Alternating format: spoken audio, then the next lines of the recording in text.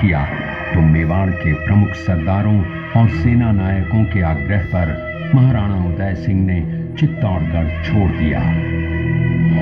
अपने देश, कुल, गौरव और मातृभूमि की मर्यादा के लिए प्राण न्योछावर करने वाले योद्धाओं और ललनाओं से प्रताप ने न केवल सीख ली बल्कि ये घटना उनके जीवन का आधार बन गई। फरवरी 1572 को महाराणा उदय सिंह का देहांत हुआ। प्रताप की ज्येष्ठता और योग्यता को ध्यान में रखते हुए सरदारों ने उनको राजगद्दी पर आसीन किया।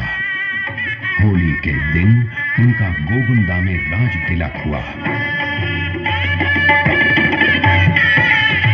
उस समय तक लगभग सभी राजाओं ने अकबर की अधीनता स्वीकार कर ली थी। एकमात्र महाराणा प्रताप ने अपना मस्तक अकबर के आगे नहीं झुकाया।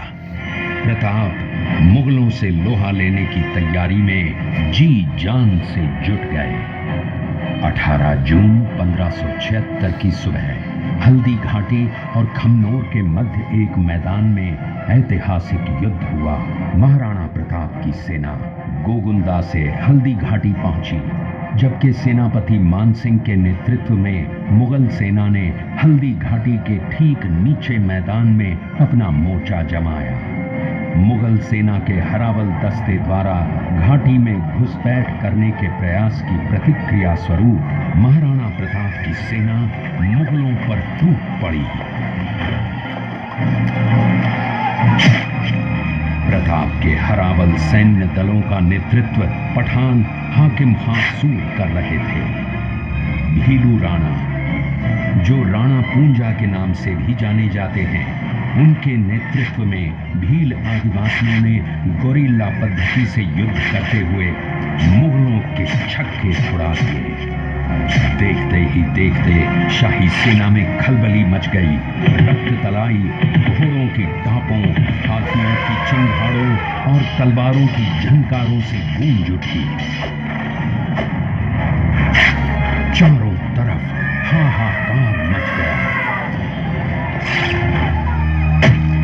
युद्ध का घटनाक्रम अचानक उस समय बदल गया जब प्रताप ने अपने घोड़े चेतक को एड़ लगाकर मानसिंह के हाथी पर चढ़ा दिया और उस पर भाले से भरपूर वार किया। मानसिंह हौदे में दुबक गया। हाथी से उतरते समय चेतक की एक टांग कट गई।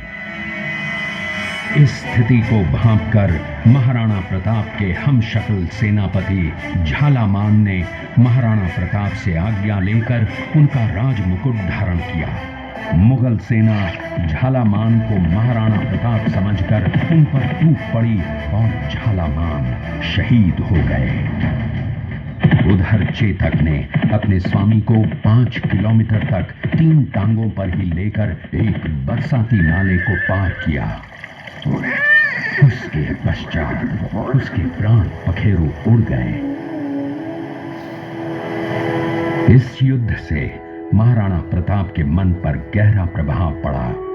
परिणाम स्वरूप उन्होंने मुगलों पर विजय प्राप्त करने तक राजसी ठाट बाट छोड़ने और पत्तों पर भोजन करने का प्रण लिया, जिसे उन्होंने जीवन भर निभाया। महाराणा प्रताप ने अपना सैन्य बल बढ़ाकर सर्वप्रथम अरावली पर्वत की घाटियों में बसे दिवेर पर चढ़ाई कर विजय प्राप्त की। इसके बाद कुंभलगढ़ पर भी विजय प्राप्त की। सिर्फ चित्तौड़गढ़ को छोड़कर सारे मेवाड़ को अपने अधीन कर लिया। कालांतर में महाराणा ने चावंड में अपनी राजधानी स्थापित की।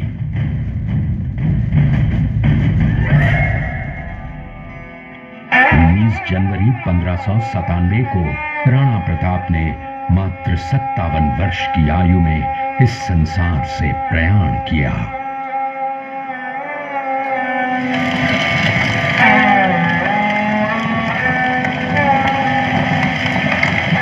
हल्दी घाटी का युद्ध एक सांप्रदायिक युद्ध न होकर आत्मसम्मान, मातृभूमि की स्वतंत्रता व स्वाधीनता का संघर्ष था। इसका प्रमाण ये है कि जहां पर अकबर की सेना के सेनापति जयपुर के राजा मानसिंह थे, वहीं पर महाराणा प्रताप की सेना के सेनापति काबुल के हाकिम खां सूर थे। महाराणा प्रताप स्वतंत्रता की वेदी पर एक ऐसा अंगारा था जो आत्मसम्मान व देश गौरव के लिए दिन रात जलता रहा, धधकता रहा और अंत में बुझकर भी उसने देश में ऐसा लौह भर दिया जिसकी प्रखर किरणों ने भारत माता को गुलामी की जंजीरों से मुक्त कराने के लिए सदा प्रेरित किया।